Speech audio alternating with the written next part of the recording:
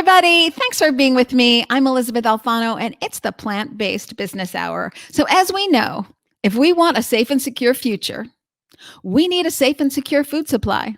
And that, without a doubt, is plant-based foods. But it can't just be impossible and beyond. It's got to be much more than that. And it can't just be the end product. Who is giving the alternative protein to these end products? Oh, you are singing my song today, people. It is the CEO and founder, Leonard Lerer of Back of the Yards Algae Sciences. Leonard, thanks for being with me. Oh, thank you very much for having me. It's really a pleasure. Well, okay, I am over the moon because, when you are taking algae and you're turning it into alt proteins so that you can get it to many, many, many plant-based food companies around the world, that's when you're really going to see a colossal shift. And we need change now more than ever. But before we get into the changing landscape of the future of food, maybe you can dial it back for us and give us the basics, like what the heck is algae? Well, I mean, algae is essentially the foundation of life on this planet. It processes about 60% of the carbon dioxide. It is the reason why we live, essentially. Algae and mushrooms or mycelia are what started life as we know it. And so I think we have an incredible debt to algae and mushrooms. And I think we only have one ambition, and that is to flatten the food chain. In other words, flatten this pyramid. In other words, get us closer to things which are sustainable. And algae are just a sustainable food source. Yes. And you have had Back of the Yards Algae Sciences for about 1.5 years, correct? We were established in late 2018. Okay, so almost 2 years now. And you have, as I see from your website, many uses for algae. So it's a food colorant, it's also an alt protein, and it's a fertilizer. Do I have that right? Well, essentially what we do is we are trying to find as many ways to use algae to essentially do three things. One is meet this challenge of plant-based food, because there's a huge sustainability challenge in plant-based food. You mentioned Beyond and Just. The problem is that these are industrial foods. And I wouldn't say that I would say that part of the Amazon is burning because of our insatiable need for soy, And so I just think that we can do a little bit better in terms of the sustainability of plant-based food. And that'll allow more people to eat it. So that's the one thing we're interested in. The second thing is, what can we do to make food accessible to people in our cities? And the one way is through this thing, which is very fashionable, called vertical farming. In other words, you take a parking lot and you build up a whole big farm inside. The problem is that that's not very sustainable because you use a lot of electricity. And it may be actually more sustainable to transport lettuce from California to New York than to grow it in a parking lot in New York, So Really? we have, So the only way we're going to be able to shorten this whole food chain is by being able to grow our food in a more sustainable way in this parking lot.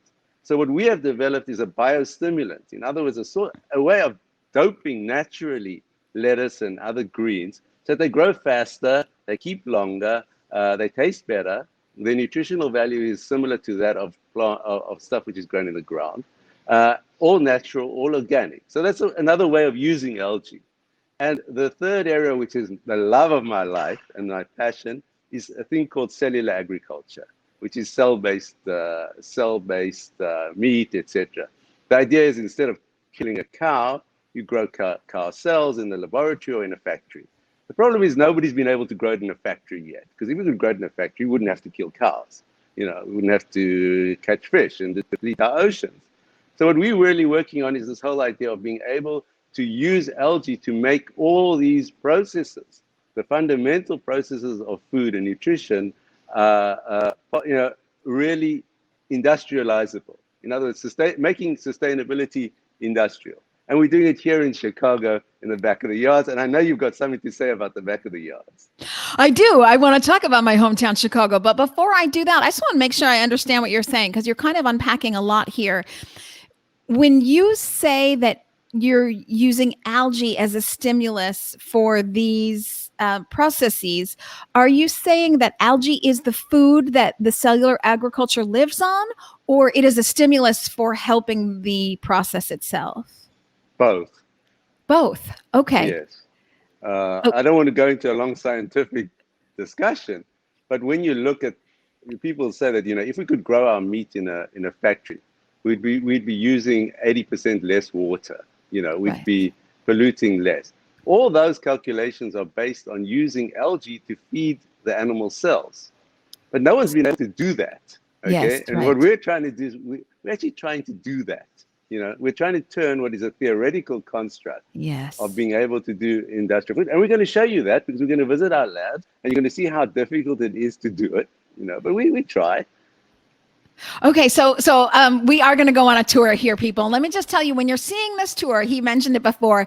So you are located in Chicago, and there's one other microbial company, I'll say, Nature's Find, that it's also in Chicago at the back of the yards. Historically, this was where all the stock houses were, the stockyards. This is where all the animals were slaughtered. The trains would come in from around the country, Chicago being a central point, and these live animals would be slaughtered in these surrounding areas of the train station.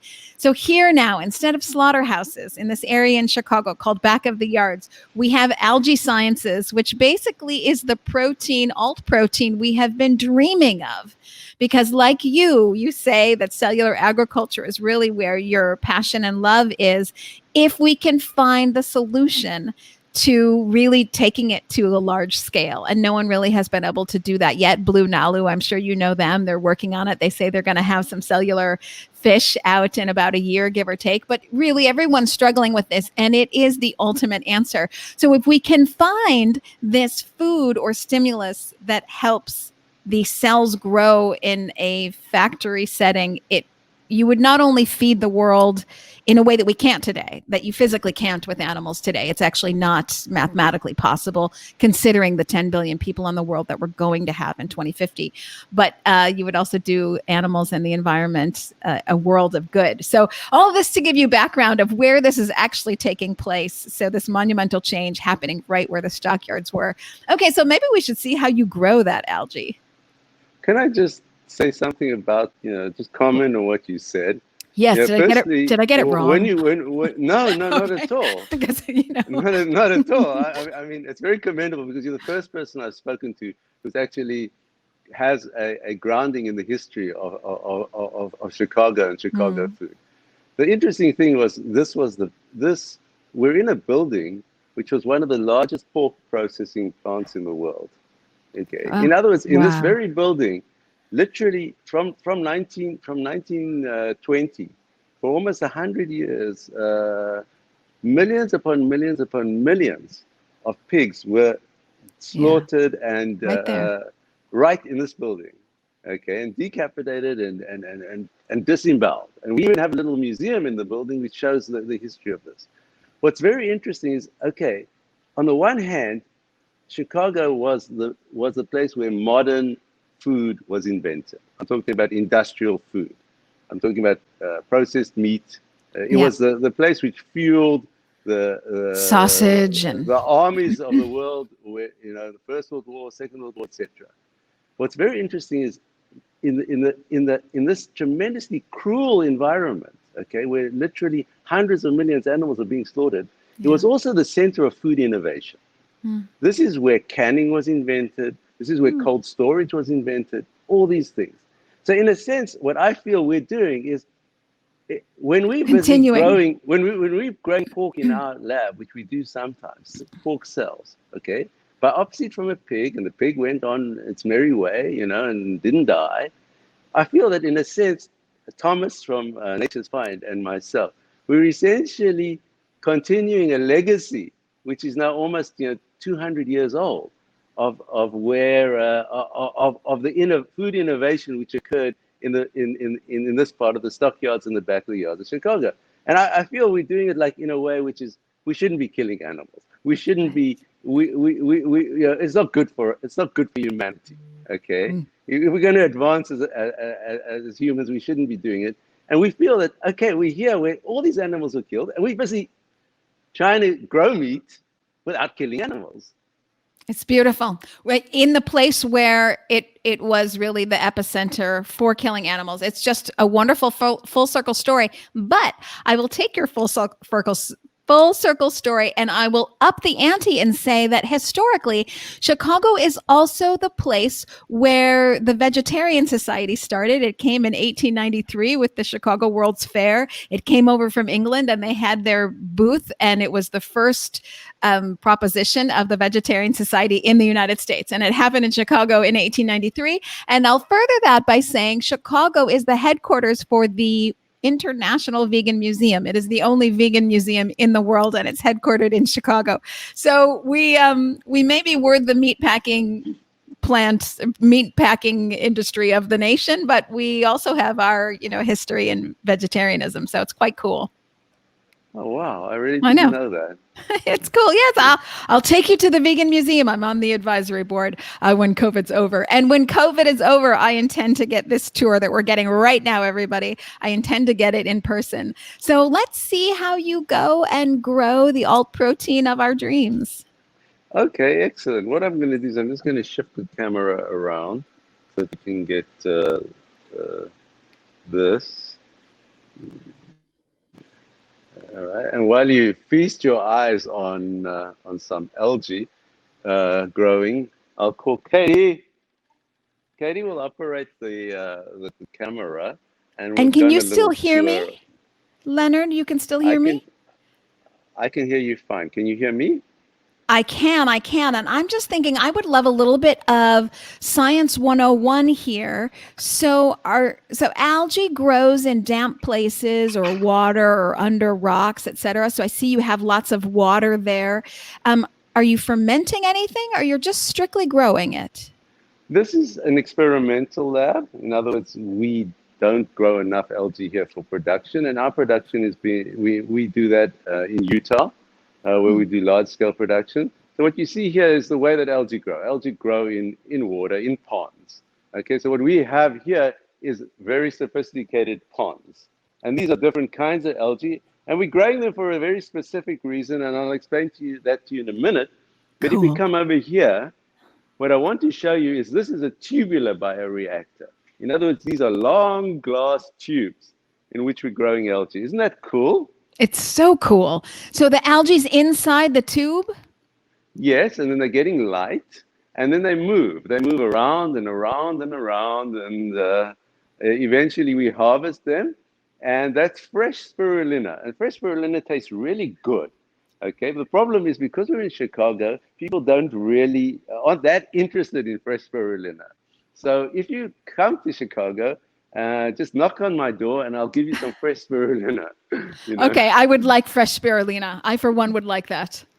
And what I want to show you is the reason that we grow the algae here is, can you see down there, there's a long tube? Yes. That is an anaerobic digester. That takes food waste and it converts it into nutrients and gas. And what we're doing here is we're developing a whole concept, what's called the circular economy, taking food waste, turning it into something of value. And what we do is we use the algae to clean the processed food waste. There's special algae we use that live off that processed food waste.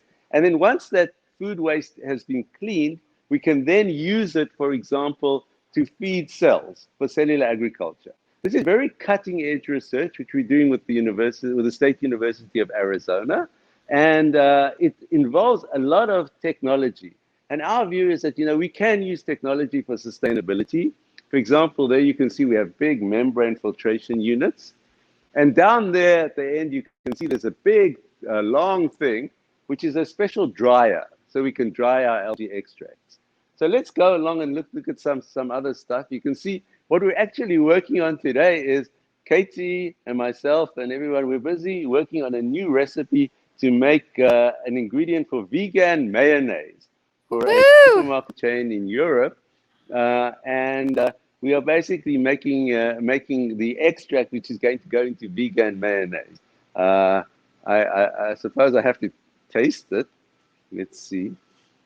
It's not extracted yet, but I can still taste it. You can see it. All right. Mm. Mm. Oh, it How tastes is it? good. So what does it taste like? Well, it still tastes. There's still that slight bitterness of the algae, and there's some special food mushrooms in there because we're increasingly working on the mixture of algae and mushrooms. Tastes pretty good to me. Uh, And so but what anyway, would we'll the send you some. Oh, I would love it. I want it. I will eat it for everybody on social media. So let me ask you, what that concoction that you're making that's going to be in mayonnaise, it'll be one of the ingredients. What else are some of the applications of the algae that you're growing? I think that the main applications are essentially in food, as I've explained. The idea is, can we improve plant-based food? Can we develop new kinds of food using algae? Because I don't think we're going to be eating the same way Right. and we're very interested in the idea of hybrid food. And over here, we are developing this particular area into a special laboratory, which is going to be a food innovation laboratory, where we're essentially going to be doing growing cells, which I'll show you now if we come down here, where we're growing cells and we're going to be making new foods and hybrid foods. In other words, using 3D printing and all this kind of thing. And what you see here are big robots. And these are robots which are used to grow cells, and we have all sorts of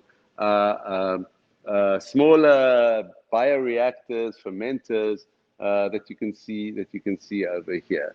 And we on the other side, we have a whole laboratory which is for plants, where we do our plant work. And we have a mushroom laboratory where our mushroom specialists work. But what I want to do is take you to the love of my life, which is our Cellular Agriculture Laboratory. And maybe we'll catch some of the team as we're walking along. Great. I'm loving this tour. It's so very exciting. Now, if you look here, let me just show you. If you can see, this was the old smoke houses of this place where they used to smoke the pork. And if you look at the roof, John Edel, who restored this building, you can see that we've left the smoke in the act. You can see that black stuff is where the concrete was discolored by the smoke from the smokehouse. Wow, it's incredible. Does your entire team feel the way that you do about not killing animals? Oh, well, I'll ask Katie. Katie, what do you feel? Hi, Katie. What do you feel? Katie, Director of Operations at Back of the Yards Algae Sciences. What do you feel about working on food for a different food supply system so we don't have to kill animals? I think it's very important. I think that's part of the future of sustainability and having sustainable food sources. So that's what we're trying to do, is cross that hybrid of making an alternative and not harming animals. And the building starts here, that I used to slaughter so many pigs, and now we're here making a way to avoid that and a new sustainable food for the future, and that's really important to me. Yeah, it's just so life affirming to me that we are in the process of finding another way to feed 10 billion people without harming animals and, but for that matter, the planet. So it's just so exciting that basically from nature, we are getting the answer to our greatest environmental and sustainability problems. It's just beautiful. Okay, let's continue on our tour. Okay, is this the lunchroom? Yes. Okay. Okay, how awesome. And how many people work at Back of the Yards? I think he's putting in his earbuds still. Wow. So, Yeah. I'm sorry, Leonard, can you hear me? Yeah, I can hear you. Yeah, you I can. can Okay, hear you now, so we've sorry. got somebody who grew up in back of the yards, and he's telling me what the smell used to be like from all of the slaughterhouses. So it's just, I can't underscore this enough, how important it is to be right where the slaughterhouses were, to be working on a solution to slaughtering animals and our environmental problems, all coming from algae. That's what's even more, when you look at algae, you see it sort of floating in the water. You think nothing of it. Leonard, maybe you could also tell me something else. When I think of algae, I also think of kelp. Is that accurate? Kelp is a macroalgae, in other words, the big algae. Yes. And what we work on are microalgae. They're little. They're much closer to bacteria. They're Okay. small little microbes. Kelp has been used for centuries. And in fact, microalgae have also been used for centuries. And in Lake Chad in Africa and in South America by the Incas, the Aztecs, etc. So, but there's a much longer tradition, especially in Asia, of using macroalgae. But essentially, for all intents and purposes, they have the same health and nutritional characteristics. But we feel that because we're inland, we can't really work on sea algae.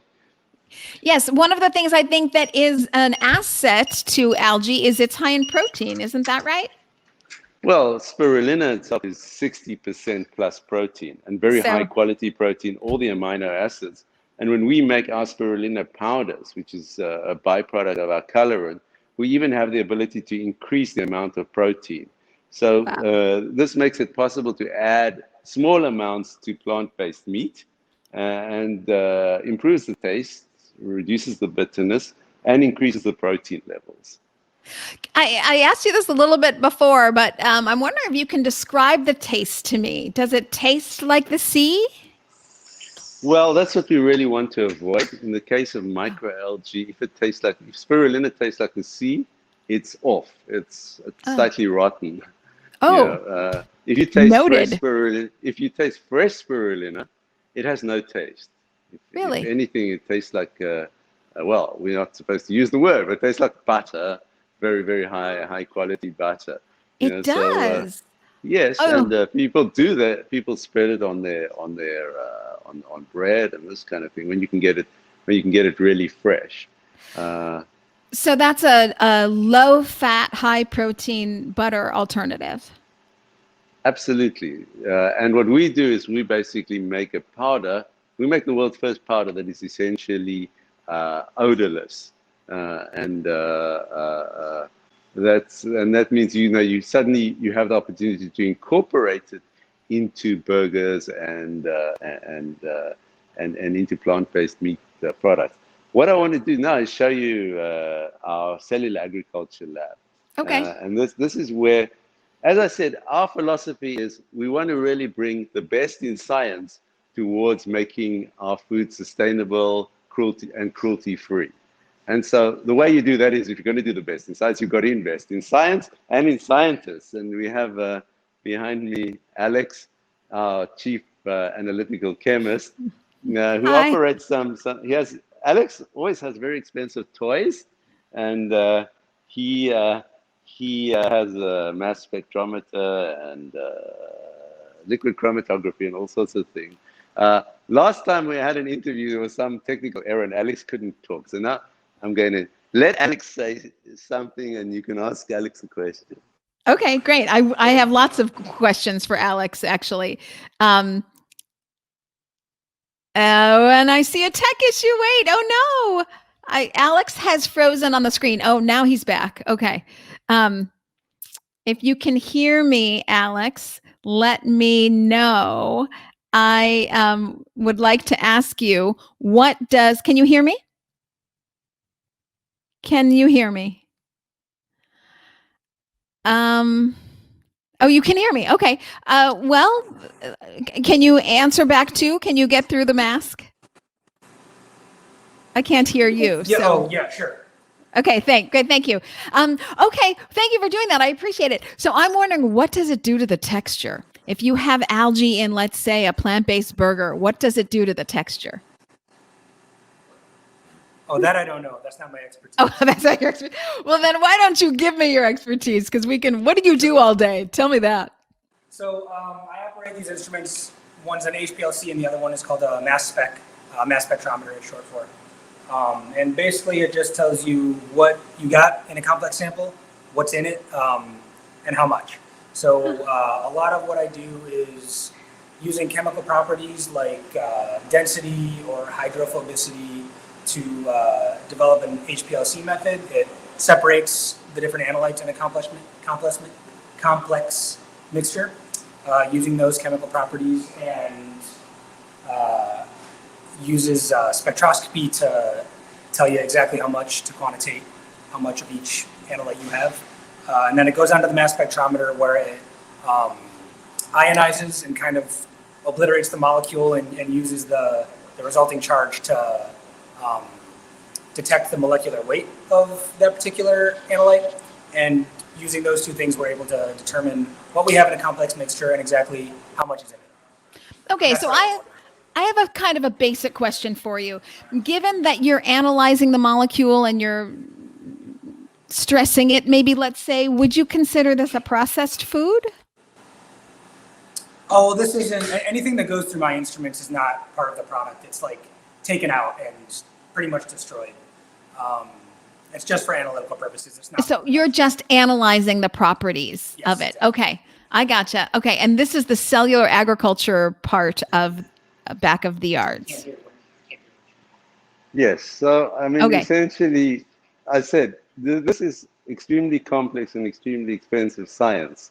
Yes. But it's very important because I think people are very focused on the product. That's great. But if we're really going to be able to feed millions of people with cruelty-free meat and plant-based products, we've got to be able to do the science like the science was done 100 years ago here, where they developed canned meat. To me, there's no different. And if you go down here, this is where we have our clean rooms, and this is where our mushroom and cell culture specialists work. And you can see here's Jay, who is our one of our principal mycologists, and he has his den over here, which is a special clean room, and you can see he's all dressed up, nice and clean. And this is what we're doing various forms of food and other mushrooms as part of the idea of mixing the mushrooms and the algae. And if you look on this side, this is where we do our animal cell culture, which is quite interesting. You can see that it requires a lot of sophisticated equipment, the robots, microscopes, special incubators, etc. To really do it, to really do it well. And it's an extremely difficult thing to do, to grow cells. And we spend a lot of time just going at the beginning bit of it. And it's still an industry which is in its infancy. It's a lot of secrecy involved, which we don't really like because we want it to grow as fast as possible. So that's what we do over here. Wow, how many people work in that area? Well, we have two cell culture specialists who work in the cell culture lab, and Jay and Tony lead our mycology, and we take in quite a lot of interns and other people who are interested, and we're always open to people coming and spending time with us. We try and be as transparent and as open as possible in the way we operate. And what kind of quantity can you put out from this algae factory? Well, our algae extracts and colorant production, we're talking about, it's our ambition to be one of the biggest in the world within the next 12 months. We have a very specific plan there. When you talk about cellular agriculture and this kind of thing, at this stage, it's so small, it's insignificant. But you can see the size of our bioreactors and this kind of thing. We do intend to scale up. But we're not interested in growing meat for the sake of growing meat. What we're interested in is And we don't want to be a meat company. What we were interested in is that so many people will be growing meat in laboratories and in factories that we can produce and sell large amounts of sustainable ingredients to grow that meat. That's really what our business model is. Yeah. And that's really the critical element. As you talk about scaling up, that's one of the things that keeps companies from scaling up is being able to access affordable, large quantity, high quality plant-based ingredients. So that's one of the things that's so important to the entire chain of the process. What are some of the difficulties in scaling up of algae production? Well, algae is essentially easy to grow and easy to transport. So it's not that. The main issue with algae is that it's never been available in forms that people can use for plant-based meat. For example, the use of it, for burgers, because nobody's been able to produce a algae powder which is bacteriologically stable, tastes okay, doesn't smell bad. Consumers haven't really been exposed much to algae. When you talk to people about algae, they say, oh, like pond scum or, this kind of thing. But what we've seen from a lot of surveys is that consumers, and I'm not talking about vegans, generally, people are very open to eating algae. It's not that they are fundamentally against it. They have no, it's just, they don't get much exposure to it. And therefore, what we'd like to do is see it as just a standard ingredient. You have soy, you have pea, you have algae powder, you have mung bean, etc. We just like to see the algae being introduced as a standard food ingredient, and we do believe that it can make a contribution to our planet if we did that. Yeah, one of the nice things that algae has going for it is that it has a very positive, at least as I understand it, representation in people's minds. So people usually think of algae, they think natural, they think healthy, they think good for you, often high protein. So already you're working with an ingredient that it seems that people would be open to because it has such a positive reputation. Yes, I think that what you said is definitely borne out by a number of consumer surveys which we've seen. That it is seen as very positive, as very natural, as a very natural ingredient. And I think that will be accelerated when it becomes more accessible to people. So, how many companies are you working with already to supply them with algae as an ingredient? Well, we have product development relationships with a lot of the big food companies. And what we're particularly proud of is we're actually now developing a network of smaller companies. I can shout out our friends at Bright Life, Lita Bright in upstate New York, who has developed an incredible blue vegan cheese, which I think you can see on our Instagram and LinkedIn. And a very nice algae yogurt, and we're trying to develop a network of smaller innovators in the food space where we can work with them on ingredients. We're already doing a nootropic chocolate. We're doing pasta. We're doing a lot of things because we believe that, and that's why we have this whole Cellular Agriculture Lab. We believe that that the only way that we're going to grow the algae alternative protein market is by participating very actively in the product development side, because it's just so new to people that you can use algae. I'm showing people some pictures of your chocolate and your pasta. There even is a little bit of sushi there, I think, and some, again, pasta and sushi and chocolate. So very fun. Yeah, it's nice to hear that you are, and I can help you, but we can talk after the interview. I'm happy to help you with this because I interview so many people. It's nice to hear that you're working with the small innovators as well, because I think the future is really there in terms of being creative to see what people can come up with. So, and I interview so many of them, so happy to put you in touch. There's some interesting, as you know, there's some very interesting cutting edge things going on out there. Okay, so as somebody who truly has one toe into the future. When I ask people this question, I always say, well, of course, the world is going plant-based, but more specific than the world going plant-based, what kind of predictions can you make for, let's say, 3 to 5 years out? Well, we're actually trying to make it happen. And I think that the future of food is a thing called hybrid. In other words, I think we're going to be eating foods and tasting foods which we've never even dreamed of, And what we basically do is, and that's why we're building this food innovation lab, what we're trying to do is conceive a new menu of food.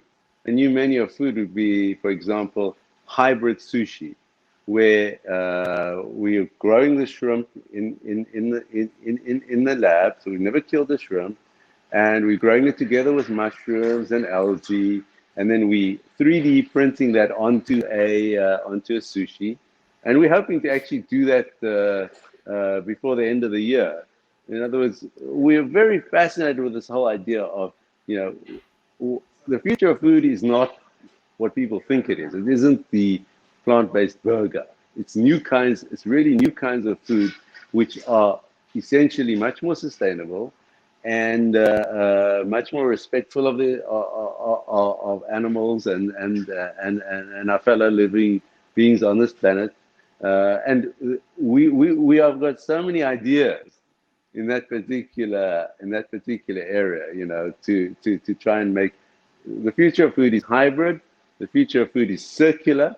In other words, much more, the whole idea of that it could be local, that it's zero waste, sustainably sourced.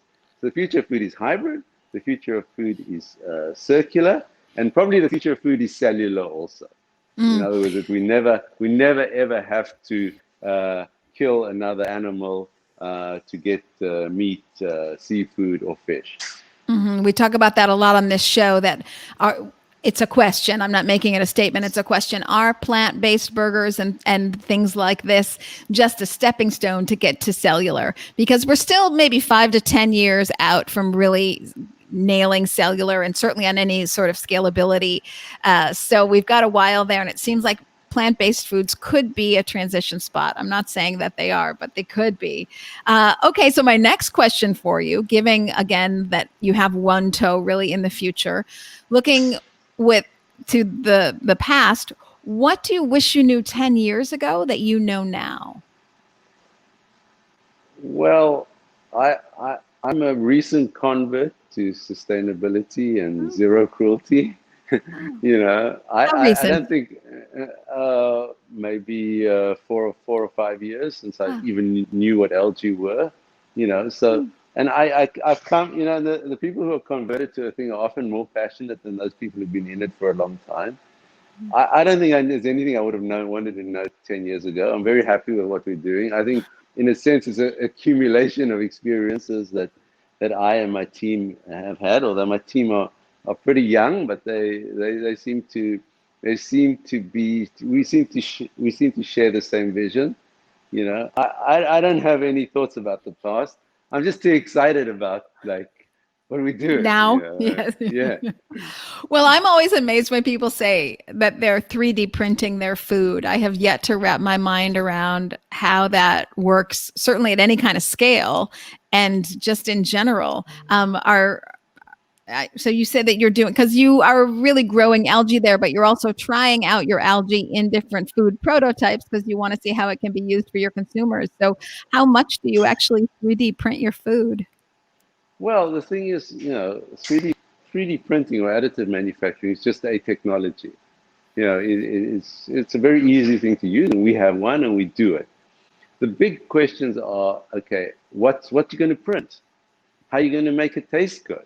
Anybody, I think an 8-year-old could now use a 3D printer, probably better than I could. So yeah, I mean, it's not a question of 3D printing. It's not a technological question. These are very, very profound questions around, okay, what are we going to print? Can we make it something which is interesting and edible? Now, what people are doing is very primitive. They're just printing things. What I don't understand is people can print a whole house. In China, they can 3D print a whole house, and yet today nobody can 3D print a beautiful looking sushi. Yes, right. And a piece of steak. So yeah. I asked that kind of question. I asked the question, well, in 2013, the first cell-based burger was eaten by Mark Post and our friends at Most of Meat. We're now 2021 almost, and you still can't buy a cell-based burger in the supermarket. Right. Right. So what I'm trying to say is that it's not a question of one technology or another technology. To me, it's a much more integrated question of how do we get to scale? How do we make this industrialized? How do we get new kinds of food which can get on the market? And how's it going to be done? Who's going to do it? Those are the questions we ask because we're an ingredient supplier. We're no different to Tyson or to Cargill. We are different, I just say, from our moral and ethical grounding. Let me be clear on that. But I mean, we're no different. We want to supply ingredients in a large scale, and we need to be able. In order to do that, there has to be a market. At the moment, there's not a market, and my challenge is to all the people working on plant-based food, vegan food, cellular agriculture. Come on, why aren't you in the supermarkets? Why aren't we producing tens of thousands of tons of this food? They need more algae from you. Well, they probably need more questions from me than more algae. I'm not sure. But. Well, so can you put a timeline on that? You're saying, okay, come on, why aren't we seeing things in the grocery store that are cellular burgers? Can you put a timeline on when you think you will see your algae in cellular agriculture sausage in the market? I cannot. It's because it's not in my hands. It's really, I think as with all technologies, we always overestimate. We always overestimate how far we are in the beginning. Mm-hmm. And when I see the struggle, I remember when we first started to grow pork, I was so excited. And then I realized, my gosh, it's going to cost us tens of thousands of dollars just to grow, one pork burger, And the reagents, the laboratory time, the equipment, it's so difficult, and we still got so far to go, And we're saying is, we're making a humble contribution, and our only hope is that the industry becomes a lot more collaborative, and that a lot more money goes into the industry. Because when you look at it, when you compare it to other parts of the tech industry or biotechnology, it's so little money. It may sound like a lot, $1 billion here, and just and beyond. But when you look at it in real terms, there's far too little money going into food biotechnology, into food innovation. Mm-hmm. Particularly as compared to, let's say, alternative energy, et cetera, which is equally important. But, you look at the different kind of money that's being spent there. It's really an astronomical difference. Let me ask you, so you've mentioned that you want to supply these small plant-based innovators and also larger plant-based innovators. Are you getting any of the Tysons and Cargills knocking on your door saying, wait a minute, this might work for us too? Or we would like some kind of, because you are seeing blended products out there. Doesn't make sense for me. It's not a product I'd like to see on the market, but you are seeing, I think it's Purdue that's doing some chicken, some veggies together as a chicken nugget. Are you getting any kind of these big meat companies knocking on your door? Well, we dialogue with all of them, not that, it's not really part of our immediate vision to enter into close relationships with one or other of these companies. I do believe that blended products, while they do not meet any of the criteria of cruelty-free, etc., are much better for our planet and for ourselves than people eating pure meat, But where I do give the large players credit is that they are very attuned to what's going on, to the market. Yeah, but they're no different to. I'm sure the names like Swift and Armour, who are the big meat conglomerates in Chicago. They're no different. They want to make money, and they may do that in ways which we do not agree with, But and they have shareholders, and they have also, etc. So we're not. I'm largely agnostic to that. We talk to anybody who innovates, and often they will come in, and we will share a plant-based burger that we've developed together, But Oh, I I'm think it's jealous. important. I'm jealous because the next time I'm in Chicago, I want to get my hands on some of the, not just some of the algae, because I do want to taste what really fresh algae tastes like. I don't think I've ever really had that, but I can't wait to get my hands on some of the products that you are also creating. So I just have one last question for you, and it is, what is your favorite product with your algae? So what does your algae make the best product with? Sorry. Uh, Chocolate maybe I should show or... you. Oh, yeah, Actually, show me. we'll Because go I know to you do the, food preparation there, food yeah. creation. Yeah, well, we can just go to the fill lab, and I'll show you. Yeah. And I also have another basic question for you. So we talk about alternative protein and that you are an ingredient supply company to plant-based companies. Again, basic question and perhaps off in left field. Algae can only replace meat, not dairy. Is that correct? Well, no, actually, because it can be in yogurt and in cheese. So it replaces both meat and dairy, correct? Well, I mean, I think dairy, nobody has really cracked, besides Oatly and, other dairy replacements, nobody has really cracked the code of how to turn plant into dairy. The only way to do it is essentially to, to grow mammary cells of cows, and people are doing that. I think that is the future. For those of us who want real milk and don't want it from cows, there's no reason we can't get that from from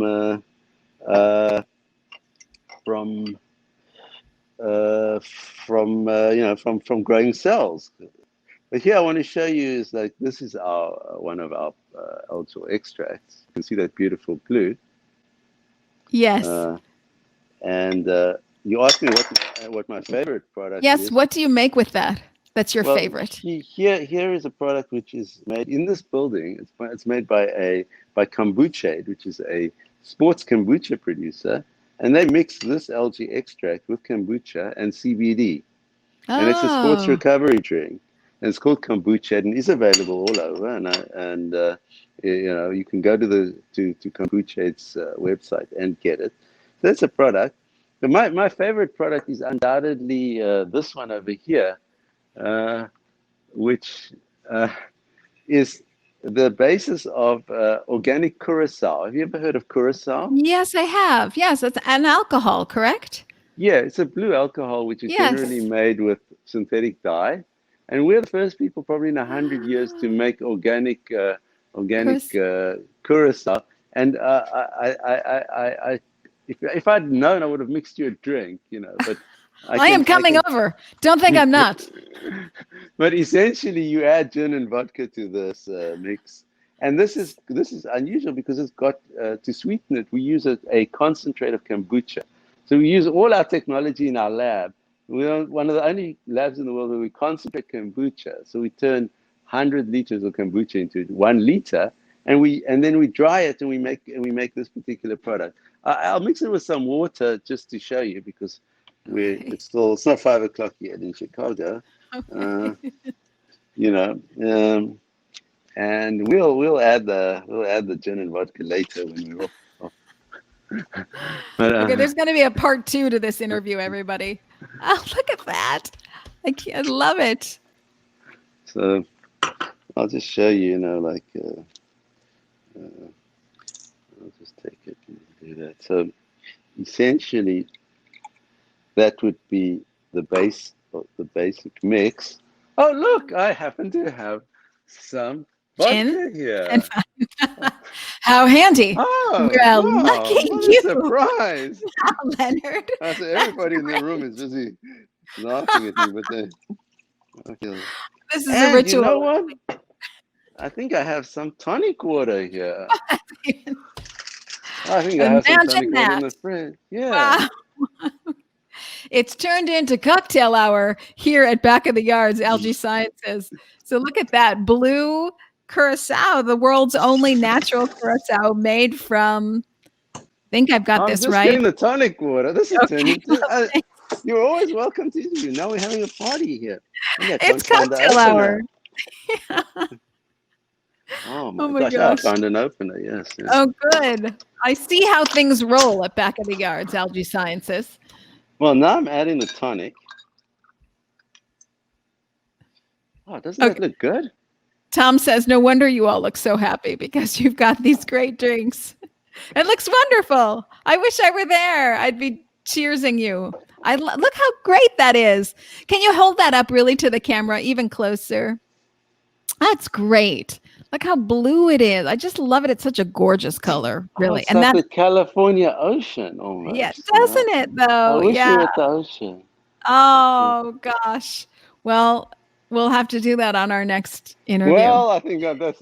I'm very busy now. I've got Yes, lots you of things have to go. Yes. Bye bye. Leonard, don't go everybody. anywhere. Everybody else, it's cocktail hour. Grab yourselves a drink. Thanks for being with me. I will be back tomorrow at 1 p.m. Pacific. Oh, it's Leonard, good. stay put to everybody. Thanks for joining me. Bye, everybody. Hold on, Leonard. Bye bye. Thank you.